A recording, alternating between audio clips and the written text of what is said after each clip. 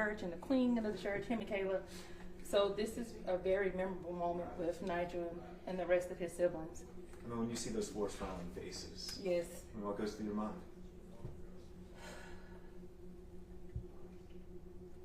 Heartbreak.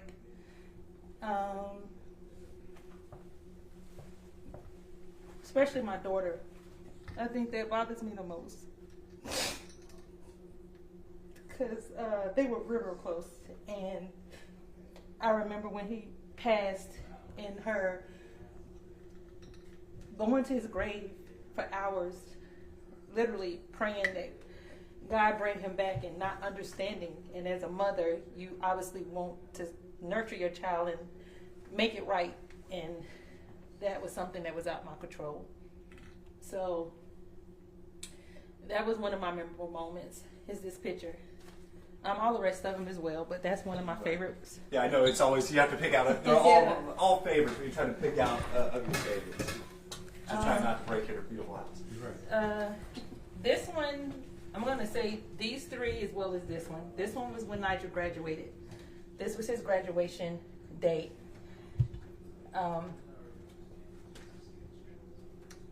He only lived 4 years after his graduation, but this is when his family and everyone came and was a part of it. So this was a memorable milestone and a moment. Him with Chris Tucker and Shaq and Henry County Sheriff. Nigel was the captain, the community captain of the neighborhood. We used to stay in Lake Down, and he would go and meet with law enforcement and the Henry County Sheriff Chief and all other individuals that you see in these pictures, and he would go and try to help make the community better and do his part. So these moments are moments that I will never forget. This shows the unselfishness of Nigel, this shows the heart of Nigel, and this shows the character of a young black boy, my son. This one, I know I'm only gonna pick a few, but I got a lot of them. This one is a picture right before the holidays. Nigel was a Christmas baby, and we would take Christmas pictures every year. So this is Nigel, his father, his 2 brothers acting silly, and his sister and me.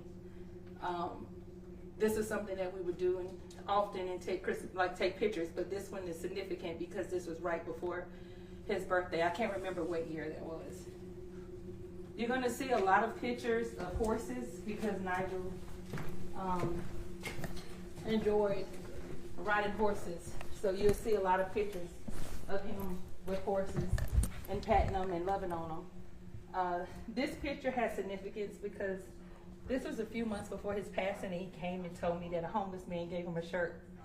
And when I said a shirt, and he was like, yeah, mama. He told me that I'm somebody and I'm gonna be somebody one day. He was like, I got big dreams. And I said, but where does this shirt come from? And he said, it's because he said the man pulled it out, he was carrying, pushing a cart. He said the man took it out the cart and even took it out the package and said, this is for you. And he wore that shirt with pride. So that is a memorable moment. It shows also the character of Nigel. He didn't care who you were, where you came from. That was Nigel. Lastly, down here is a picture of Nigel and my good friend that passed 2 weeks before Nigel, Alicia Little. She was a banker here in Henry County, and he actually gave me encouraging words on how to get through her passing, not knowing that the same words he gave me was the words I had to use to help me get through his passing 2 weeks later. He told me not to worry, to pray, to not shut her out, that she's going to always be with me.